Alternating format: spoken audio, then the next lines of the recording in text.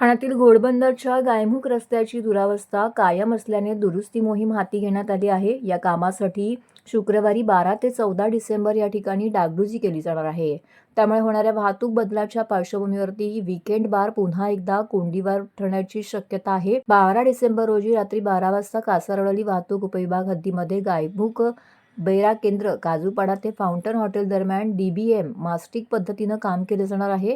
त्यामुळे रविवारी 14 डिसेंबर ते रात्री 12 वाजेपर्यंत अवजड वाहनांना ट्राक्याची मागणी वळवण्याबाबत ठाणे वाहतूक शाखेने अधिसूचना जारी केली आहे। मुंबई जंक्शन कडून ठाण्याकडून घोडबंदर रोडच्या दिशेने जाणाऱ्या अवजड वाहनांना वाय जंक्शन आणि कापूरवाडी जंक्शन येथे प्रवेश बंद करण्यात आला आहे। ही वाहनं वाय जंक्शन येथून सरळ नाशिक रोडने खारेगाव टोलनाका, मानकोली, अंजूर फाटा तसेच कापूरवाडी उजवीकडे वळण घेऊन कशिळी, अंजूर फाटा या पर्यायी मार्गाने जाण्याचे आदेश वाहतूक शाखेने अधिसूचनेद्वारे दिले आहेत।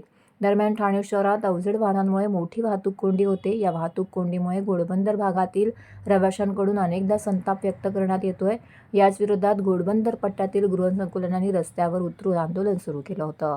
या पार्श्वभूमीवरती राज्याचे उपमुख्यमंत्री एकनाथ शिंदे यांनी ठाणे, पालघर आणि नवी मुंबई पोलीस अधिकारी, प्रशासकीय अधिकारी यांची बैठक घेत या बैठकीमध्ये अवजड वाहतुकीवरती नियंत्रणाच्या सूचना दिल्या होत्या।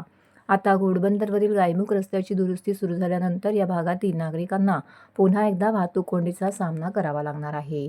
याविषयी वाहतूक शाखेचे पोलीस उपायुक्त पंकज शिरसाट यांनी प्रसारमाध्यमांशी बोलताना याबाबतची अधिक माहिती दिली आहे।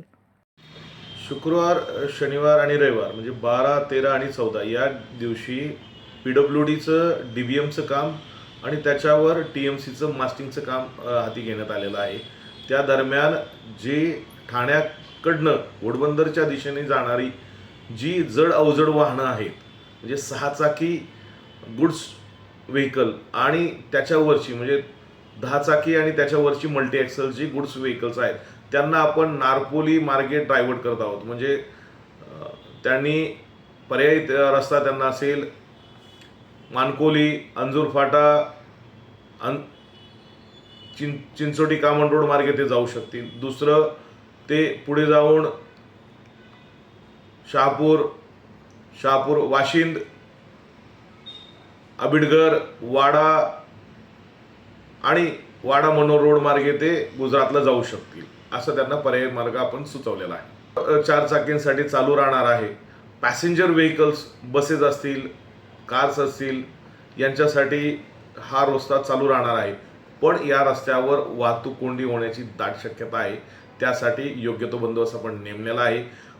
वरनं म्हणजे आपल्या साईडनी 20 मिनिटं आणि समोरच्या साईडनी 20 मिनिटं किंवा त्याच्या अधिक काळ म्हणजे 30 मिनिटाचं आपण ब्लॉक देतो त्यांना। 30 मिनिटं आपली ठाण्याकडनं मीरा भाईंदरकडे जाणारी वाहतूक चालू राहील आणि 30 मिनिटं मीरा भाईंदरकडनं आपल्याकडे येणारी वाहतूक चालू राहील। अशाप्रमाणे आपलं वाहतुकीचं नियोजन आपल्या घाटात असणार आहे।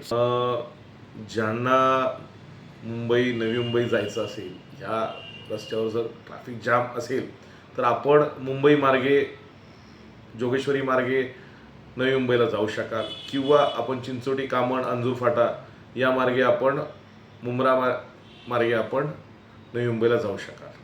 तरी निश्चित सुट्ट्या आहेत, सुट्ट्यात घरी राहून एन्जॉय केलं तर जास्त आहे। खूपच अर्जंटची इमर्जन्सी असेल तरच या रस्त्यावर प्रवास करावा, अन्यथा ह्या 3 दिवस आपण प्रवास करण्यास टाळलं तरी हरकत नाही।